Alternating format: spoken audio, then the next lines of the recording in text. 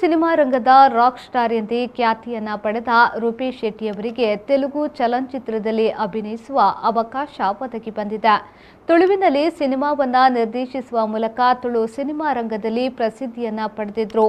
Girigit cinema ಭರ್ಜರಿ ಯಶಸ್ಸಿನ ಬಳಿಕ ರೂಪೇಶ್ ಶೆಟ್ಟಿ ತುಳು ಚಿತ್ರರಂಗದಲ್ಲಿ ಬಹು ಬೇಡಿಕೆಯ ನಟರಾಗಿದ್ರು. ಈ ಮಧ್ಯೆ ಕನ್ನಡದಲ್ಲಿ ಗೋವಿಂದ ಗೋವಿಂದ ಸಹಿತ 2-3 ಸಿನಿಮಾದಲ್ಲೂ ಕೂಡ ನಟಿಸಿದ್ದಾರೆ.